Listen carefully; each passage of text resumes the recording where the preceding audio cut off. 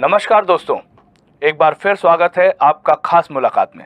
जी हाँ, ये खास मुलाकात कार्यक्रम देश की उन हस्तियों को लेकर हम आपके सामने आते हैं जिनका वास्तव में समाज में कोई अनूठा योगदान है। और आज हम आपको एक ऐसी हस्ती से मिलाने वाले हैं जिन्होंने अपना पूरा जीवन समाज और राष्ट्र के नाम से समर्पित कर दिया है। सिर्फ इतना ही नहीं, उन्होंने अपने कार्यकाल में कई अनेक संगठनों के साथ कार्य किया है और जहाँ जहाँ भी समाज को उनकी आवश्यकता लगती है वह तन मन धन से समर्पित होकर खड़े होते हैं। जी हाँ, जैसा कि राष्ट्र भाव को लेकर, माता पिता के पूजन के सम्मान को लेकर उन्होंने संस्कार सेना का निर्माण किया और आज समूचे विश्व में उसका डंका है। जी हाँ, साथ ही साथ यूट्यूबर्स को देखते हुए, यूट्यूबर्स को पहल करते हुए उनकी आवाज़ बनकर सामने आए, YouTube portal channel welfare association को संगठित किया और उसमें आपकी आवाज़ बनकर, सारे यूट्यूबर्स की आवाज़ बनकर उन्होंने देश में एक अनूठी पहचान बनाई है। जी हाँ, वो लड़ रहे हैं शासन से, प्रशासन से इस विषय को लेकर कि उनके लिए कुछ उनके हक में हो सके। आइए चर्चा करते हैं आज हमारे खास मेहमान हरभजन जांगड़े जी से। आपका बहुत बहुत स्वागत है। जी, बहुत बहुत धन्यवाद आप सभी का। और जिस प्रकार से आपने मेरा इंट्रोडक्शन दिया है, मैं हालांकि उस लायक तो नहीं हूं, लेकिन ये आपका बड़प्पन है। सबसे पहले मैं आपको कैप्स स्टूडियो को एमपी स्पोर्ट के साथ में एक नए लुक में आने के लिए आपको बहुत बहुत बधाई देता हूं कि आपका चैनल बहुत ही ऊपर स्तर पर पहुंचे और अच्छी पहचान बनाए और अच्छी बातों को लेकर जन जन तक पहुंचाने का काम करें। ये तो खैर हमारे लिए सौभाग्य की बात है, क्योंकि आपका साथ, आपका जो मनोबल है वो निश्चित ही हमें भी और सारे जितने चैनल्स हैं, क्योंकि मैं जो देखता हूँ, मतलब जो मैं आपके लिए देखता हूँ कि सैकड़ों चैनल्स में आप जाते हैं, सारे लोगों से आप मिलते हैं, लेकिन जो आपका सौहार्द सबके साथ बना रहता है, ये वास्तव में बहुत बड़ी और अनूठी बात है। तो ये तो आप कहिए ही मत कि यहाँ के लिए, मतलब मैं ये समझता हूँ कि आपका निरंतर सहयोग है और निश्चित ही हम सब मिलकर साथ में काम कर रहे हैं।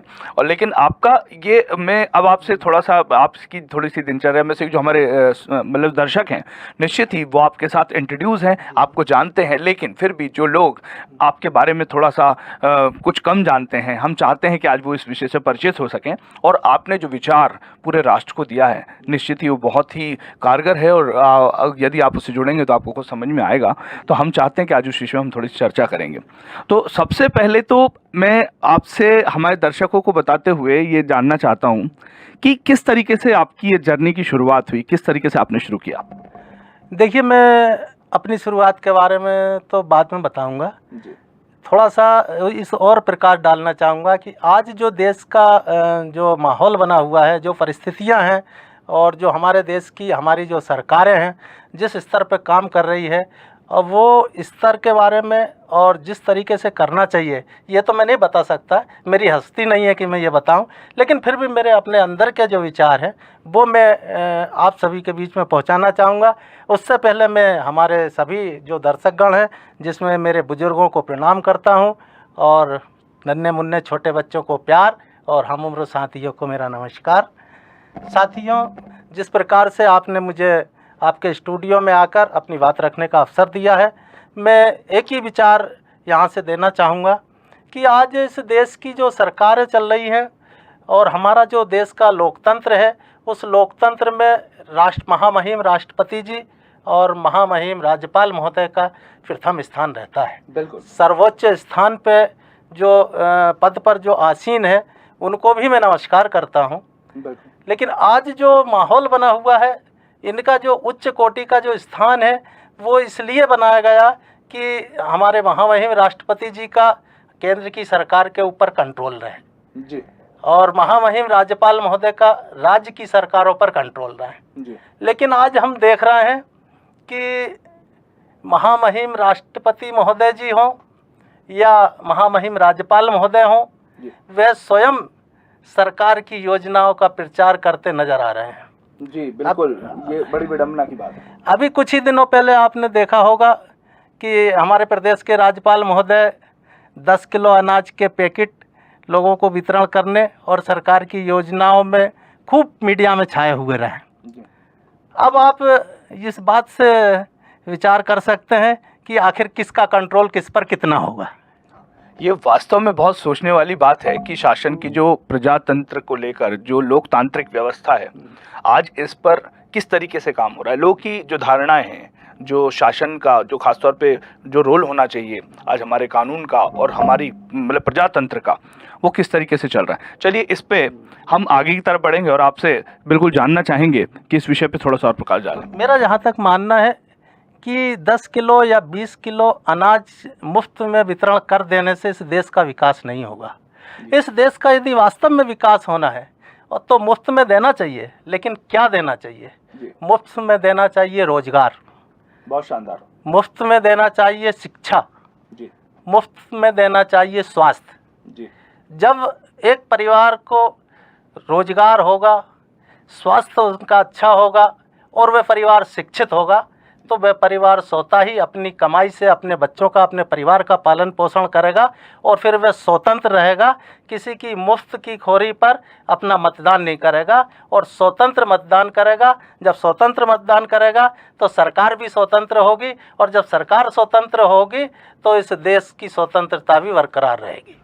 इसमें कोई दो मत नहीं, आप बिल्कुल ये तो जो आपने बात कही है, निश्चित ही जब हम अपने मतों को, अधिकार को पहचानेंगे तो हमें किसी की पराधीनता स्वीकार नहीं होगी और वैसे भी नहीं होती। अगर हम इस बात को समझ लेंगे तो निश्चित ही हमें एक सही स्वतंत्रता प्राप्त होगी और इस विषय पे शिक्षा, दीक्षा और साथ ही साथ काम करना बहुत ज़रूरी है। आइए चलते हैं हम आपके थोड़े से एक पिछले अनुभव की तरफ, और इसमें मेरा सबसे पहला छोटा सा सवाल है कि संस्कार सेना को लेकर आपका क्या विचार है? किस विचार को लेकर इतना बड़ा, क्योंकि मैं अभी देखता हूँ 170 देशों तक आपने इस विचार को, मतलब जहाँ गए वहाँ स्वागत है, जहाँ गए वहाँ स्वागत है, मतलब क्या क्या क्या आपके दिमाग में ये विचार कैसे आया, कैसे हुआ? देखिए, ये बहुत ही अच्छा आपने क्वेश्चन किया है। ये जो विचार है, इस विचार की शुरुआत में एक बहुत ही मध्यम, और बल्कि ये कह सकता हूँ, मुझे इसमें कोई संकोच नहीं कि मैं एक निम्न परिवार में जन्मा और मैंने बड़े पैमाने पर अत्याचार, अन्याय और शोषण को देखा है। देखने के बाद मेरे दिल के अंदर जज्बा पैदा हुआ कि मुझे क्या ऐसा करना चाहिए जिससे कि ये अन्याय, अत्याचार और शोषण पर अंकुश लग सके। मैंने अपने विवेक अनुसार प्रयास किया। मैंने सोचा राजनीतिक लोगों के हाथ में ये सारी व्यवस्थाएं होती है और राजनीतिक लोग जो सरकार में पहुंचते हैं वो संभवतः इसको रोक सकते हैं। राजनीति का मैंने रास्ता अपनाया। उसमें भी मैंने नीचे से लेकर के तो लोकसभा तक के चुनाव भी फाइट किए, लेकिन मुझे नहीं लगा कि राजनीति के रास्ते से इस पर अंकुश लगाया जा सके। फिर मुझे लगा कि मीडिया लोकतंत्र का चौथा स्तंभ है और मीडिया के माध्यम से इनकी आवाज़ बनकर कुछ इनके लिए किया जा सकता है, इससे अंकुश लग सकता है। हाँ, लोगों को मतलब शायद ऐसा लगता होगा कि आपने मीडिया क्यों चुन लिया, मतलब आप सामाजिक क्षेत्र में थे, आज भी सामाजिक कार्य कर रहे हैं, ये हो सकता है लोगों को लग सकता है। ये वास्तव में बहुत ही अच्छी बात है। देखिए, दर्शकों को ये समझना बहुत ज़रूरी है कि अगर देश में कुछ आपको अच्छा करना है तो आपको उन आयामों के साथ कार्य करना होगा जो लोगों तक पहुंचते हैं। तो एक सबसे अच्छा माध्यम है, शायद मैं भी, आप भी, शायद हम लोग सिर्फ इसीलिए मीडिया सेगमेंट के साथ हैं कि हम लोग लोगों की बातों को पहुंचा सकें। जी, तो अब जब मैं मीडिया में पहुंचा तो मीडिया के माध्यम से भी मैंने निरंतर प्रयास किया, मगर मुझे अपनी जो वास्तविक सोच थी उस सोच के अनुसार मैं अपना काम नहीं कर पाया। मैं उस विषय पे काम करना चाहता था जिसकी कोई आवाज़ नहीं, उसकी आवाज़ बनना चाहता था। जिसके साथ अन्याय, अत्याचार, शोषण होता है उसकी आवाज़ बनना चाहता था, लेकिन मीडिया के माध्यम से भी मैं अपने मकसद में कामयाब नहीं हो पाया। मैंने गहन चिंतन किया, बड़े लंबा समय, लगभग 19-20 साल मैंने इस विषय पर चिंतन किया और इस विषय पर चिंतन करते करते मैं इस मुकाम पर पहुंचा कि ये जो समस्या है, ये समस्या जिसका मैं समाधान खोज रहा हूँ और राजनीति, मीडिया और अन्य सामाजिक वर्ग के माध्यम से जो खोज रहा हूँ, ये उस समस्या के तने, डाली और पेड़ के पत्ते हैं, बहुत शानदार, जड़ ये नहीं है। तब मैं जो 19-20 साल के मेरे आत्मचिंतन के बाद मैं इस मुकाम पर पहुंचा कि इसकी जड़ यदि कहीं है तो वो है हमारे युवा पीढ़ी में संस्कार। क्योंकि आज इस देश का जो परिवेश है, जो माहौल बना हुआ है, इस माहौल में युवाओं में निरंतर संस्कार की भावनाएं गिरती जा रही है, तो इस पर काम करना चाहिए। अब युवाओं पर काम कैसे किया जाए, इस पर मैंने चिंतन किया और इस पर चिंतन करते हुए गिरते हुए संस्कार को बचाना के लिए संस्कार सेना के नाम से एक संगठन का निर्माण किया जी। और उस संगठन का मूल उद्देश्य मैंने ये रखा। आज हम देख रहे हैं जो बड़े पैमाने पर जो दुर्घटनाएं घटित हो रही है, अन्याय, अत्याचार, शोषण, बलात्कार, और माता पिता का बच्चे जिन माता पिताओं ने बच्चों को जन्म देकर पाल पोस कर अपना जीवन समर्पित करके इस मुकाम पर पहुंचाया, वही बच्चे एक छोटी सी जायदाद संपदा के कारण से उनके साथ में अभद्रता करते हैं, मारपीट करते हैं, और जहाँ तक कि कई घटनाएं ऐसी सामने आई कि बेटों ने अपने माता पिता की हत्या तक कर दी है। अब इतना जब स्तर गिर गया तो इस गिरते हुए स्तर को सीधा कैसे सुधारा जाए, ये एक बड़ा विषय रहा। मतलब निश्चित ही ये कितना बड़ा बिंदु था जिस पे मतलब पूरा देश आज चिंतित है। लोग युवा पीढ़ी को दोष दे रहे हैं, लोग मतलब, लेकिन जो मूल संस्कार हैं जहाँ से इस बात में परिवर्तन आना है, शायद इस विषय पे कोई चिंतन नहीं कर पा रहा। इस पर मैंने जब जो चिंतन किया तो मुझे लगा कि बच्चों में जन्म से इसके संस्कार डालने की आवश्यकता है। जब बच्चों में जन्म से अब कैसे संस्कार डाले जाएं? बच्चों को तो हम पढ़ा नहीं सकते हैं, बच्चों को तो मैं संस्कार देने का काम सबको कर नहीं सकता। तो फिर मैंने दिमाग लगाया कि युवा पीढ़ी पर काम किया जाए। तो यदि हमने युवा पीढ़ी में संस्कार की भावना जागृत कर दी तो 3 पीढ़ी का सुधार होता है। जी। युवा का स्वयं का तो सुधार होगा ही, इसके साथ अपने माता पिता का यदि वह सम्मान करेगा, उनकी अच्छी परवरिश करेगा, तो माता पिता का भी अपना कर्तव्य जो उनने किया था उसका उन्हें प्रतिफल मिलेगा। जी। तीसरी पीढ़ी जो उसके घर में नन्हा बच्चा जन्म ले रहा है, वो बच्चा देखेगा कि मेरे पिताजी अपने माता और पिता का सम्मान करते हैं, तो उस बच्चे को फिर कुछ पढ़ाने की, हमें बताने की ज़रूरत नहीं पड़ेगी, स्वतः ही उसके अंदर संस्कार डेवलप होंगे और इस प्रकार से ये 3 पीढ़ी संस्कारमय हो जाएगी। जितना तेज़ी से संस्कार गिरता जा रहा है उसी तेज़ी से संस्कार को जो है ऊपर आएगा।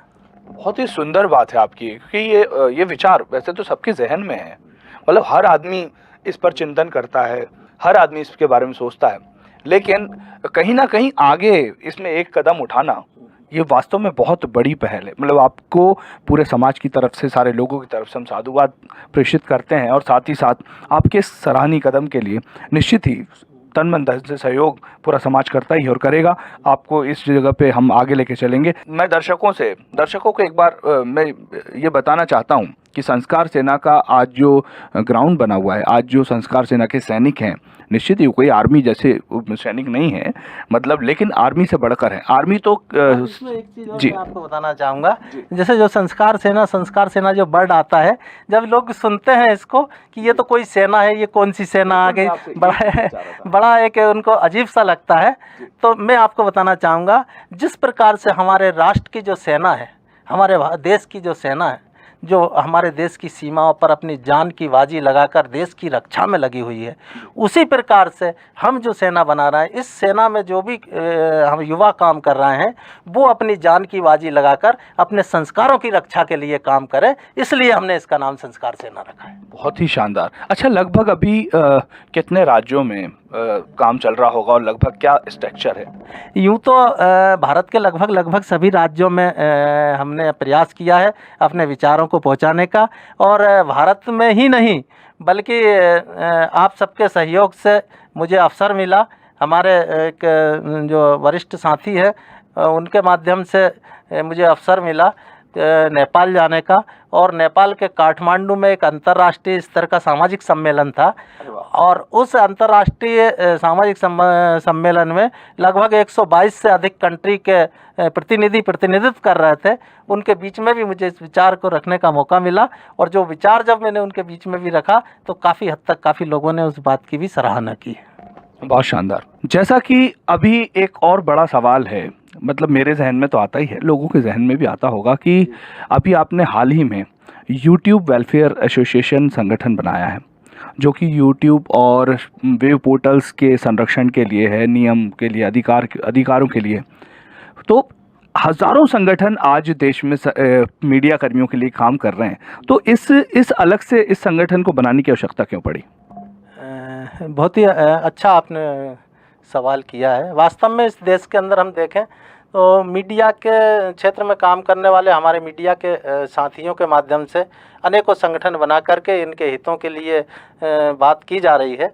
लेकिन आपने देखा होगा कि संगठन तो हज़ारों की तादाद में है, लेकिन यूट्यूब चैनल की जो आज माहौल इस देश के अंदर नहीं दुनिया में बना हुआ है, ये लाखों करोड़ों की तादाद में यूट्यूब एक बड़ा प्लेटफार्म है जिस पर मीडिया के लोग अपना यूट्यूब के नाम से चैनल बना करके अपने अपने नाम से अलग अलग नाम से चैनल बना करके और यूट्यूब प्लेटफार्म पे खबरों का आदान प्रदान करने का काम कर रहे हैं।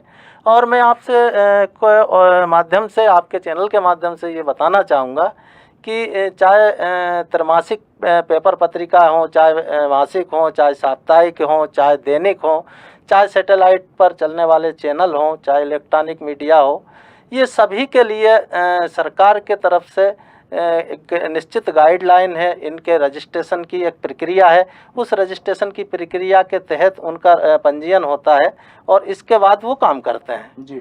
लेकिन यूट्यूब पर जितने भी चैनल आज संचालित हैं, इनके लिए शासन की तरफ से इस प्रकार की कोई गाइडलाइन तय नहीं की गई कि आपको इस मापदंड के तहत आपके रजिस्ट्रेशन होगा और रजिस्ट्रेशन के बाद आपको ये अधिकार होगा कि आप ये काम कर सकते हैं जी। लेकिन ये नहीं होने के कारण से अब हुआ क्या कि माध्यम तो मीडिया ही है, चाहे वो इलेक्ट्रॉनिक हो चाहे प्रिंट हो और चाहे आज यूट्यूब पर सोशल मीडिया हो, खबर एक व्यक्ति से अनेक व्यक्ति तक पहुंचाने का माध्यम जो होता है वही मीडिया कहलाता है।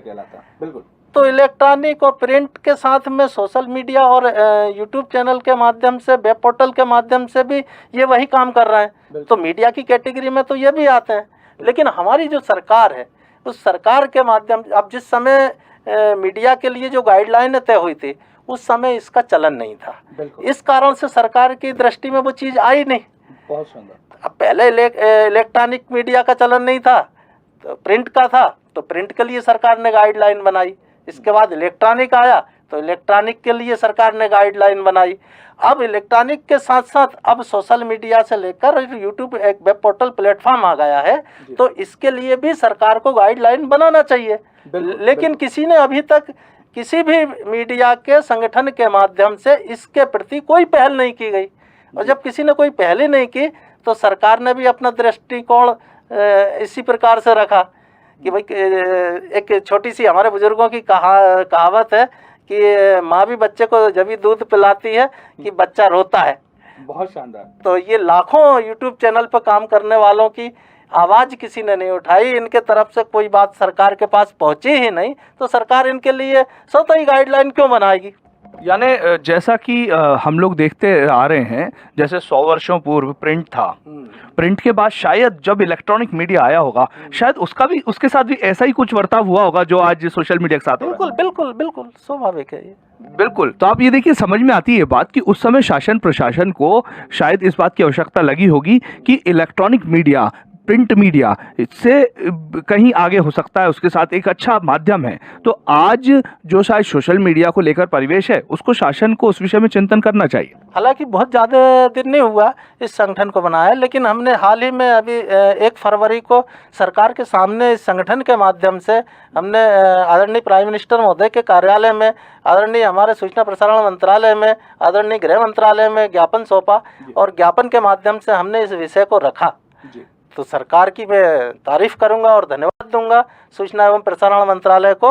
उन्होंने उसको गंभीरता से लिया, उस पर संज्ञान लिया और उन्हें उसका जवाब में हमें एक पत्र भेजा और पत्र के माध्यम से हमें उन्होंने अवगत कराया कि सोशल मीडिया के विषय में जो आपने ज्ञापन सौंपा है, जो पत्र हमें प्राप्त हुआ है, उसके अनुसार हमने गाइडलाइन 2021 में कुछ गाइडलाइन सोशल मीडिया के लिए तय की है। लेकिन वो जो गाइडलाइन तय की है, जो उन्होंने बताया, उस गाइडलाइन में कहीं से भी कहीं तक भी सोशल मीडिया पर काम करने वाले, इस यूट्यूब प्लेटफॉर्म पर, वेब पोर्टल पर काम करने वाले लोगों के पंजीयन की कोई सुविधा नाम की कोई व्यवस्थाएं नहीं है। तो इस कारण से इनके लिए कोई ऐसा मापदंड नहीं है कि आपकी ये कैटेगरी होगी तब आपको इस प्रक्रिया के तहत गुजर के इस काम को करने के लिए पात्रता मिलेगी। तो जब वो पात्रता के लिए कोई मापदंड तय नहीं है, तो इसका लाभ उठाकर कुछ असामाजिक तत्व टाइप के लोगों ने भी मिल करके और यूट्यूब पर अपना प्लेटफॉर्म बना करके और मीडिया को बदनाम करने की एक साजिश कर रहे हैं। उस साजिश को भी रोकना हमारा इस चैनल को, इस एसोसिएशन को बनाने का एक बड़ा उद्देश्य है। बहुत शानदार। मेरा एक और प्रश्न है आपसे कि जिस तरीके से जैसे अभी सोशल मीडिया को लेकर बहुत सारे कयास लगाए जा रहे हैं, जिसमें लोगों से कहा जा रहा है कि ये फ्रॉड है, ये है, बहुत सारी बातें हैं। इस विषय पे आप क्या कहना चाहते हैं कि जितने बड़े प्लेटफॉर्म्स हैं जो पहले प्रिंट पे थे वो इलेक्ट्रॉनिक पे कन्वर्ट हो गए, और जितने इलेक्ट्रॉनिक पे आज बड़े कॉरपोरेट्स हैं वो सारे के सारे खुद सोशल मीडिया पे कन्वर्ट हो गए? आप बिल्कुल आप सही कहा, और ये एक बहुत ही वाजिब चीज़ है और हमेशा ये होता आया है।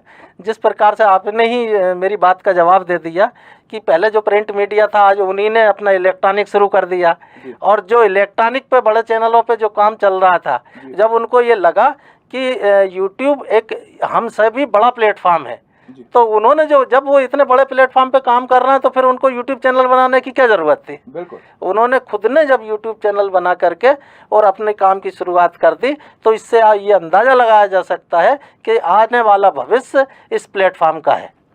निश्चित ही, क्योंकि एक तरफ जहां औद्योगिक क्षेत्र में जहां हमारे प्रधानमंत्री, हमारे देश के सारे लोग, अभी तक के जितने माननीय पीएम रहे हैं, सारे के सारे ये रोजगार को लेकर चर्चा करते हैं, और रोजगार की जब हम बात करते हैं तो सूचना और प्रसारण मंत्रालय के तहत आज प्रिंट मीडिया का एक बड़ा काम है, सोशल मीडिया एक बड़ा प्लेटफॉर्म है। निश्चित ही एक तरफ करोड़ों रुपए की लागत लगाकर 20-25 करोड़ रुपए लगाकर इलेक्ट्रॉनिक मीडिया शुरू करना, वहीं उसके एवज में कुछ चंद लाख रुपए में आदमी यूट्यूब चैनल प्रॉपर वे में इस्टेब्लिश कर लेता है, तो ये भी एक बड़ा कारण हो सकता है। अच्छा, क्या होगा इसका कि अगर ये जो चैनल चल रहे हैं, ये जो चीज़ें हो रही हैं, इसको आप किस दृष्टिकोण से देखना चाहते हैं? क्या क्या होना चाहिए? सरकार से आप क्या गुहार लगा रहे हैं? देखिए, हम तो पॉजिटिव दृष्टिकोण रखते हैं जी।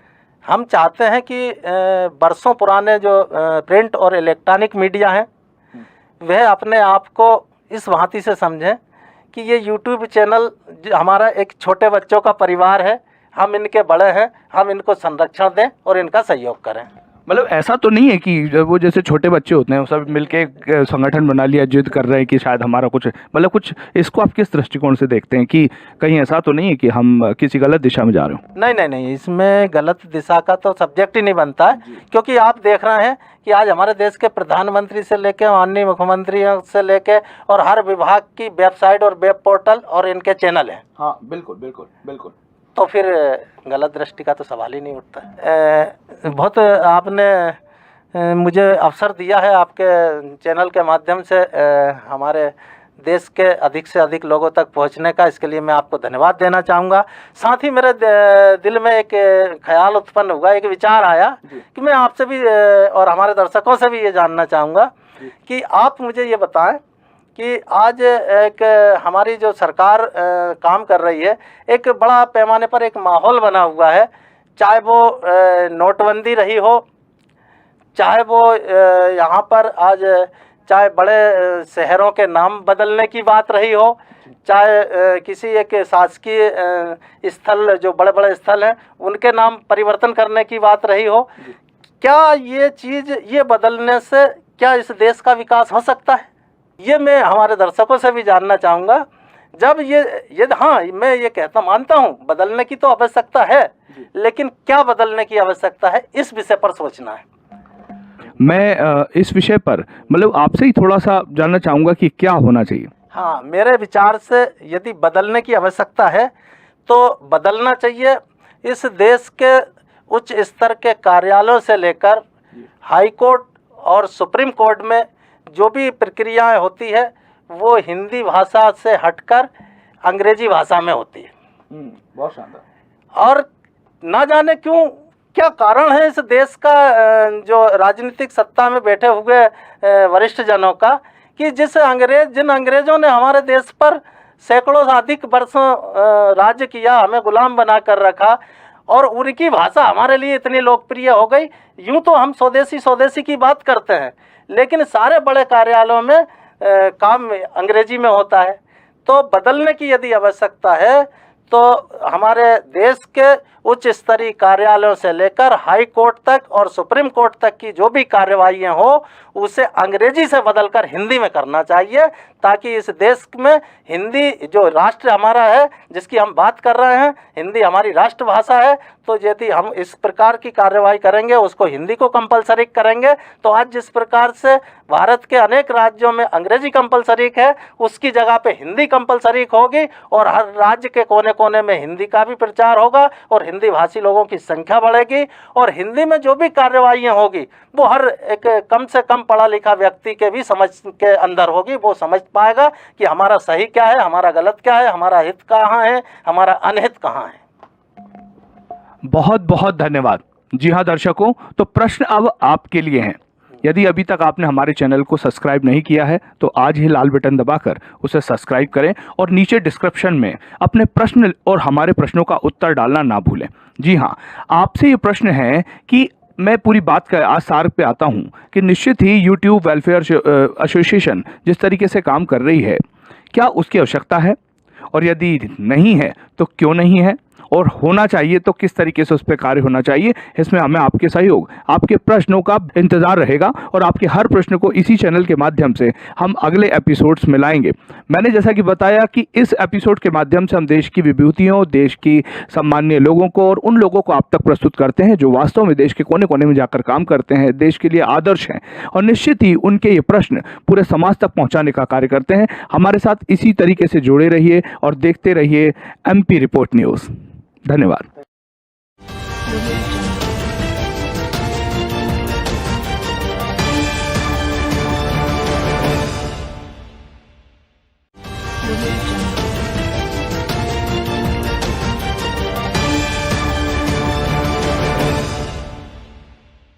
नमस्कार दोस्तों, एक बार फिर स्वागत है आपका खास मुलाकात में। जी हाँ, ये खास मुलाकात कार्यक्रम देश की उन हस्तियों को लेकर हम आपके सामने आते हैं जिनका वास्तव में समाज में कोई अनूठा योगदान है। और आज हम आपको एक ऐसी हस्ती से मिलाने वाले हैं जिन्होंने अपना पूरा जीवन समाज और राष्ट्र के नाम से समर्पित कर दिया है। सिर्फ इतना ही नहीं, उन्होंने अपने कार्यकाल में कई अनेक संगठनों के साथ कार्य किया है और जहाँ जहाँ भी समाज को उनकी आवश्यकता लगती है वह तन मन धन से समर्पित होकर खड़े होते हैं। जी हाँ, जैसा कि राष्ट्र भाव को लेकर, माता पिता के पूजन के सम्मान को लेकर उन्होंने संस्कार सेना का निर्माण किया और आज समूचे विश्व में उसका डंका है। जी हाँ, साथ ही साथ यूट्यूबर्स को देखते हुए, यूट्यूबर्स को पहल करते हुए उनकी आवाज़ बनकर सामने आए, YouTube portal channel welfare association को संगठित किया और उसमें आपकी आवाज़ बनकर, सारे यूट्यूबर्स की आवाज़ बनकर उन्होंने देश में एक अनूठी पहचान बनाई है। जी हाँ, वो लड़ रहे हैं शासन से, प्रशासन से इस विषय को लेकर कि उनके लिए कुछ उनके हक में हो सके। आइए चर्चा करते हैं आज हमारे खास मेहमान हरभजन जांगड़े जी से। आपका बहुत बहुत स्वागत है। जी, बहुत बहुत धन्यवाद आप सभी का। और जिस प्रकार से आपने मेरा इंट्रोडक्शन दिया है, मैं हालांकि उस लायक तो नहीं हूँ, लेकिन ये आपका बड़प्पन है। सबसे पहले मैं आपको कैप्स स्टूडियो को MP स्पोर्ट के साथ में एक नए लुक में आने के लिए आपको बहुत बहुत बधाई देता हूं कि आपका चैनल बहुत ही ऊपर स्तर पर पहुंचे और अच्छी पहचान बनाए और अच्छी बातों को लेकर जन जन तक पहुंचाने का काम करें। ये तो खैर हमारे लिए सौभाग्य की बात है, क्योंकि आपका साथ, आपका जो मनोबल है वो निश्चित ही हमें भी और सारे जितने चैनल्स हैं, क्योंकि मैं जो देखता हूँ, मतलब जो मैं आपके लिए देखता हूँ कि सैकड़ों चैनल्स में आप जाते हैं, सारे लोगों से आप मिलते हैं, लेकिन जो आपका सौहार्द सबके साथ बना रहता है, ये वास्तव में बहुत बड़ी और अनूठी बात है। तो ये तो आप कहिए ही मत कि यहाँ के लिए, मतलब मैं ये समझता हूँ कि आपका निरंतर सहयोग है और निश्चित ही हम सब मिलकर साथ में काम कर रहे हैं। और लेकिन आपका ये, मैं अब आपसे थोड़ा सा, आपकी थोड़ी सी दिनचर्या में से जो हमारे मतलब दर्शक हैं, निश्चित ही वो आपके साथ इंट्रोड्यूस हैं, आपको जानते हैं, लेकिन फिर भी जो लोग आपके बारे में थोड़ा सा कुछ कम जानते हैं, हम चाहते हैं कि आज वो इस विषय से परिचित हो सकें। और आपने जो विचार पूरे राष्ट्र को दिया है, निश्चित ही वो बहुत ही कारगर है और यदि आप उससे जुड़ेंगे तो आपको कुछ समझ में आएगा। तो हम चाहते हैं कि आज उस विषय में हम थोड़ी सी चर्चा करेंगे। तो सबसे पहले तो मैं आपसे हमारे दर्शकों को बताते हुए ये जानना चाहता हूँ कि किस तरीके से आपकी ये जर्नी की शुरुआत हुई, किस तरीके से आपने शुरू किया। देखिए, मैं अपनी शुरुआत के बारे में तो बाद में बताऊंगा, थोड़ा सा इस और प्रकाश डालना चाहूँगा कि आज जो देश का जो माहौल बना हुआ है, जो परिस्थितियां हैं और जो हमारे देश की, हमारी जो सरकारें हैं, जिस स्तर पर काम कर रही है, और वो स्तर के बारे में और जिस तरीके से करना चाहिए ये तो मैं नहीं बता सकता, मेरी हस्ती नहीं है कि मैं ये बताऊं, लेकिन फिर भी मेरे अपने अंदर के जो विचार हैं वो मैं आप सभी के बीच में पहुंचाना चाहूँगा।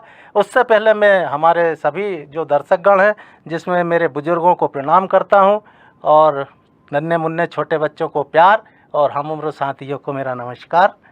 साथियों, जिस प्रकार से आपने मुझे आपके स्टूडियो में आकर अपनी बात रखने का अवसर दिया है, मैं एक ही विचार यहाँ से देना चाहूँगा कि आज इस देश की जो सरकारें चल रही हैं और हमारा जो देश का लोकतंत्र है, उस लोकतंत्र में महामहिम राष्ट्रपति जी और महामहिम राज्यपाल महोदय का प्रथम स्थान रहता है। बिल्कुल। सर्वोच्च स्थान पे जो पद पर जो आसीन है उनको भी मैं नमस्कार करता हूँ। लेकिन आज जो माहौल बना हुआ है, इनका जो उच्च कोटि का जो स्थान है वो इसलिए बनाया गया कि हमारे महामहिम राष्ट्रपति जी का केंद्र की सरकार के ऊपर कंट्रोल रहे जी, और महामहिम राज्यपाल महोदय का राज्य की सरकारों पर कंट्रोल रहे जी। लेकिन आज हम देख रहे हैं कि महामहिम राष्ट्रपति महोदय जी हों या महामहिम राज्यपाल महोदय हों, वे स्वयं सरकार की योजनाओं का प्रचार करते नजर आ रहे हैं। जी बिल्कुल, ये बड़ी विडंबना की बात है। अभी कुछ ही दिनों पहले आपने देखा होगा कि हमारे प्रदेश के राज्यपाल महोदय 10 किलो अनाज के पैकेट लोगों को वितरण करने और सरकार की योजनाओं में खूब मीडिया में छाए हुए रहे। अब आप इस बात से विचार कर सकते हैं कि आखिर किसका कंट्रोल किस पर कितना होगा। ये वास्तव में बहुत सोचने वाली बात है कि शासन की जो प्रजातंत्र को लेकर जो लोकतांत्रिक व्यवस्था है, आज इस पर किस तरीके से काम हो रहा है। लोग की जो धारणाएं हैं, जो शासन का जो खासतौर पे जो रोल होना चाहिए आज हमारे कानून का और हमारी मतलब प्रजातंत्र का, वो किस तरीके से चल रहा है। चलिए इस पे हम आगे की तरफ बढ़ेंगे और आपसे बिल्कुल जानना चाहेंगे कि इस विषय पे थोड़ा सा और प्रकाश डालें। मेरा जहाँ तक मानना है कि 10 किलो या 20 किलो अनाज मुफ्त में वितरण कर देने से इस देश का विकास नहीं होगा। इस देश का यदि वास्तव में विकास होना है और तो मुफ्त में देना चाहिए, लेकिन क्या देना चाहिए? मुफ्त में देना चाहिए रोजगार, बहुत शानदार। मुफ्त में देना चाहिए शिक्षा जी, मुफ्त में देना चाहिए स्वास्थ्य जी। जब एक परिवार को रोजगार होगा, स्वास्थ्य उनका अच्छा होगा और वह परिवार शिक्षित होगा, तो वह परिवार स्वतः ही अपनी कमाई से अपने बच्चों का, अपने परिवार का पालन पोषण करेगा और फिर वह स्वतंत्र रहेगा, किसी की मुफ्त की खोरी पर अपना मतदान नहीं करेगा और स्वतंत्र मतदान करेगा। जब स्वतंत्र मतदान करेगा तो सरकार भी स्वतंत्र होगी और जब सरकार स्वतंत्र होगी तो इस देश की स्वतंत्रता भी बरकरार रहेगी। इसमें कोई दो मत नहीं। आप बिल्कुल ये तो जो आपने बात कही है, निश्चित ही जब हम अपने मतों को अधिकार को पहचानेंगे तो हमें किसी की पराधीनता स्वीकार नहीं होगी और वैसे भी नहीं होती। अगर हम इस बात को समझ लेंगे तो निश्चित ही हमें एक सही स्वतंत्रता प्राप्त होगी और इस विषय पे शिक्षा, दीक्षा और साथ ही साथ काम करना बहुत ज़रूरी है। आइए चलते हैं हम आपके थोड़े से एक पिछले अनुभव की तरफ, और इसमें मेरा सबसे पहला छोटा सा सवाल है कि संस्कार सेना को लेकर आपका क्या विचार है, किस विचार को लेकर इतना बड़ा, क्योंकि मैं अभी देखता हूँ 170 देशों तक आपने इस विचार को मतलब जहाँ गए वहाँ स्वागत है, जहाँ गए वहाँ स्वागत है, मतलब क्या क्या क्या आपके दिमाग में ये विचार कैसे आया, कैसे हुआ? देखिए, ये बहुत ही अच्छा आपने क्वेश्चन किया है। ये जो विचार है, इस विचार की शुरुआत में एक बहुत ही मध्यम और बल्कि ये कह सकता हूँ, मुझे इसमें कोई संकोच नहीं कि मैं एक निम्न परिवार में जन्मा और मैंने बड़े पैमाने पर अत्याचार, अन्याय और शोषण को देखा है। देखने के बाद मेरे दिल के अंदर जज्बा पैदा हुआ कि मुझे क्या ऐसा करना चाहिए जिससे कि ये अन्याय, अत्याचार और शोषण पर अंकुश लग सके। मैंने अपने विवेक अनुसार प्रयास किया। मैंने सोचा राजनीतिक लोगों के हाथ में ये सारी व्यवस्थाएं होती है और राजनीतिक लोग जो सरकार में पहुंचते हैं वो संभवतः इसको रोक सकते हैं। राजनीति का मैंने रास्ता अपनाया। उसमें भी मैंने नीचे से लेकर के तो लोकसभा तक के चुनाव भी फाइट किए, लेकिन मुझे नहीं लगा कि राजनीति के रास्ते से इस पर अंकुश लगाया जा सके। फिर मुझे लगा कि मीडिया लोकतंत्र का चौथा स्तंभ है और मीडिया के माध्यम से इनकी आवाज़ बनकर कुछ इनके लिए किया जा सकता है, इससे अंकुश लग सकता है। हाँ, लोगों को मतलब शायद ऐसा लगता होगा कि आपने मीडिया क्यों चुन लिया, मतलब आप सामाजिक क्षेत्र में थे, आज भी सामाजिक कार्य कर रहे हैं, ये हो सकता है लोगों को लग सकता है। ये वास्तव में बहुत ही अच्छी बात है। देखिए, दर्शकों को ये समझना बहुत ज़रूरी है कि अगर देश में कुछ आपको अच्छा करना है तो आपको उन आयामों के साथ कार्य करना होगा जो लोगों तक पहुंचते हैं। तो ये एक सबसे अच्छा माध्यम है। शायद मैं भी, आप भी, शायद हम लोग सिर्फ इसीलिए मीडिया सेगमेंट के साथ हैं कि हम लोग लोगों की बातों को पहुंचा सकें। जी। तो अब जब मैं मीडिया में पहुंचा तो मीडिया के माध्यम से भी मैंने निरंतर प्रयास किया, मगर मुझे अपनी जो वास्तविक सोच थी उस सोच के अनुसार मैं अपना काम नहीं कर पाया। मैं उस विषय पे काम करना चाहता था जो जिसकी कोई आवाज़ नहीं उसकी आवाज़ बनना चाहता था, जिसके साथ अन्याय अत्याचार शोषण होता है उसकी आवाज़ बनना चाहता था। लेकिन मीडिया के माध्यम से भी मैं अपने मकसद में कामयाब नहीं हो पाया। मैंने गहन चिंतन किया, बड़े लंबा समय, लगभग 19-20 साल मैंने इस विषय पर चिंतन किया, और इस विषय पर चिंतन करते करते मैं इस मुकाम पर पहुंचा कि ये जो समस्या है, ये समस्या जिसका मैं समाधान खोज रहा हूँ, और राजनीति, मीडिया और अन्य सामाजिक वर्ग के माध्यम से जो खोज रहा हूँ, ये उस समस्या के तने, डाली और पेड़ के पत्ते हैं, बहुत शानदार। जड़ ये नहीं है। तब मैं जो 19-20 साल के मेरे आत्मचिंतन के बाद मैं इस मुकाम पर पहुंचा कि इसकी जड़ यदि कहीं है तो वो है हमारे युवा पीढ़ी में संस्कार। क्योंकि आज इस देश का जो परिवेश है, जो माहौल बना हुआ है, इस माहौल में युवाओं में निरंतर संस्कार की भावनाएं गिरती जा रही है। तो इस पर काम करना चाहिए। अब युवाओं पर काम कैसे किया जाए, इस पर मैंने चिंतन किया, और इस पर चिंतन करते हुए गिरते हुए संस्कार को बचाना के लिए संस्कार सेना के नाम से एक संगठन का निर्माण किया जी। और उस संगठन का मूल उद्देश्य मैंने ये रखा, आज हम देख रहे हैं जो बड़े पैमाने पर जो दुर्घटनाएं घटित हो रही है, अन्याय अत्याचार शोषण बलात्कार, और माता पिता का बच्चे, जिन माता पिताओं ने बच्चों को जन्म देकर पाल पोस कर अपना जीवन समर्पित करके इस मुकाम पर पहुंचाया, वही बच्चे एक छोटी सी जायदाद संपदा के कारण से उनके साथ में अभद्रता करते हैं, मारपीट करते हैं, और जहां तक कि कई घटनाएं ऐसी सामने आई कि बेटों ने अपने माता पिता की हत्या तक कर दी है। अब इतना जब स्तर गिर गया तो इस गिरते हुए स्तर को सीधा कैसे सुधारा जाए, ये एक बड़ा विषय रहा।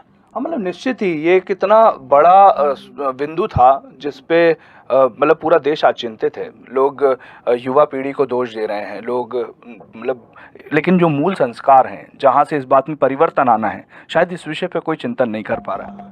इस पर मैंने जब जो चिंतन किया तो मुझे लगा कि बच्चों में जन्म से इसके संस्कार डालने की आवश्यकता है। जब बच्चों में जन्म से अब कैसे संस्कार डाले जाएं, बच्चों को तो हम पढ़ा नहीं सकते हैं, बच्चों को तो मैं संस्कार देने का काम सबको कर नहीं सकता। तो फिर मैंने दिमाग लगाया कि युवा पीढ़ी पर काम किया जाए। तो यदि हमने युवा पीढ़ी में संस्कार की भावना जागृत कर दी तो 3 पीढ़ी का सुधार होता है जी। युवा का स्वयं का तो सुधार होगा ही, इसके साथ अपने माता पिता का यदि वह सम्मान करेगा, उनकी अच्छी परवरिश करेगा, तो माता पिता का भी अपना कर्तव्य जो उनने किया था उसका उन्हें प्रतिफल मिलेगा। तीसरी पीढ़ी जो उसके घर में नन्हा बच्चा जन्म ले रहा है, वो बच्चा देखेगा कि मेरे पिताजी अपने माता और पिता का सम्मान करते हैं, तो उस बच्चे को फिर कुछ पढ़ाने की, हमें बताने की ज़रूरत नहीं पड़ेगी, स्वतः ही उसके अंदर संस्कार डेवलप होंगे, और इस प्रकार से ये 3 पीढ़ी संस्कारमय हो जाएगी। जितना तेज़ी से संस्कार गिरता जा रहा है उसी तेज़ी से संस्कार को जो है ऊपर आएगा। बहुत ही सुंदर बात है आपकी, क्योंकि ये विचार वैसे तो सबके जहन में है, मतलब हर आदमी इस पर चिंतन करता है, हर आदमी इसके बारे में सोचता है, लेकिन कहीं ना कहीं आगे इसमें एक कदम उठाना ये वास्तव में बहुत बड़ी पहल है। मतलब आपको पूरे समाज की तरफ से, सारे लोगों की तरफ से हम साधुवाद प्रेषित करते हैं, और साथ ही साथ आपके इस सराहनीय कदम के लिए निश्चित ही तन मन धन से सहयोग पूरा समाज करता ही और करेगा। आपको इस जगह पे हम आगे लेके चलेंगे। मैं दर्शकों को एक बार मैं ये बताना चाहता हूँ कि संस्कार सेना का आज जो ग्राउंड बना हुआ है, आज जो संस्कार सेना के सैनिक हैं, निश्चित ही कोई आर्मी जैसे सैनिक नहीं है, मतलब, लेकिन आर्मी